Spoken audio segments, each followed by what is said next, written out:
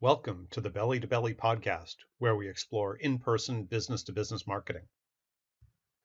This episode is brought to you by Meet, the company that helps international companies exhibit at U.S. trade shows.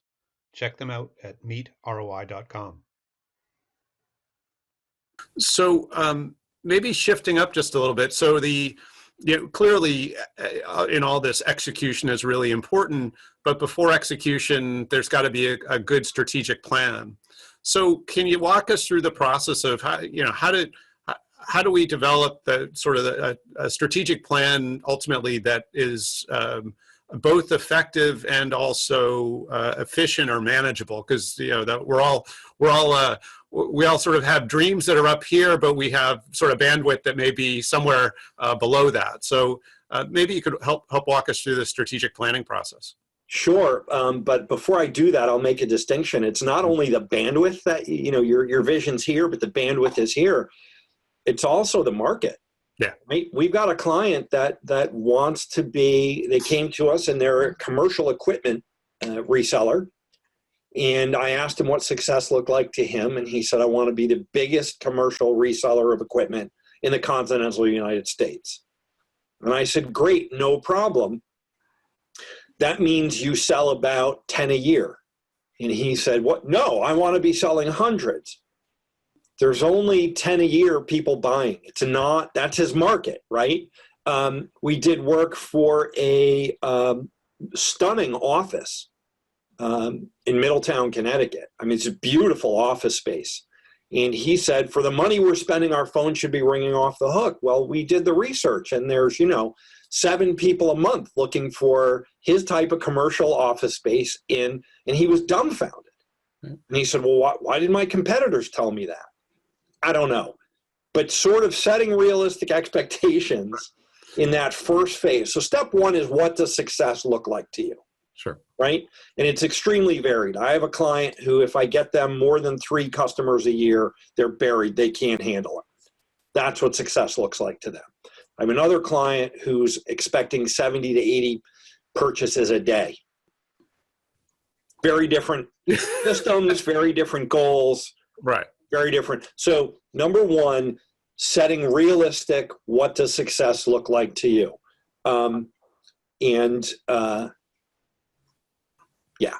So that's important. And there are sort of sub-steps to that, which I won't get into in too much detail, but understanding your buyer persona, understanding what's realistic, understanding the competitive landscape, really important. What are your competitors spending? Are they blitzing? Are they worldwide competitors or regional competitors? Because we have clients who have come to us and we figured after doing the research, maybe you don't want to play in this market. Maybe you want to play in another market. It's very competitive here. You have a lot more opportunity there. It worked out very well for them. And then they slowly crept into the other market. So really understanding that landscape, understanding the budgeting process, understanding that they're not our numbers. I'm not just making the numbers up. Oh, you need to spend $8,000 a month to compete. I'm basing that off of what your competitors are spending, and it's important to understand, again, how Google Ads works. If your next lowest competitors are spending $5,000 a month and you want to spend $500 a month, imagine a billboard that's up on the highway and your competitors are showing thousands of ads and you're showing one ad every week. You're just not going to get the same market penetration. So that's sort of the real understanding those pieces, step one. And then in terms of developing the strategic plan, where do we go from there? Yeah, so then we lay out again what it is you're trying to accomplish. So it dovetails off what does success look like to you into how does that break down into specifics. So I have clients who do 4 things. And I have a security company, and they do armed security, sort of the Men in Black, right? And then they do mall security, and then they do cameras and, that sort of stuff, an entryway. And do you want to market all of those across the board equally as fast, or do you just want to focus on one segment of your business. So doing that segmentation and marketing plan, are we just doing this for a while, or are we going to follow up with the other ones once we get some traction here? That's sort of the next piece. From there, you come up with a media calendar, right? The media calendar, I've seen one-page media calendars, and I've seen, volumes of media calendars. And that is the who is responsible for what and when piece, right? Who's blogging? What are we blogging? What are the offers that the blogs tie into?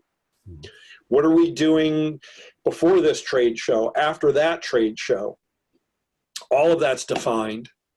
So your marching orders are put together. And then ad design, ad layout, copy, A/B testing, all of that stuff is sort of put together.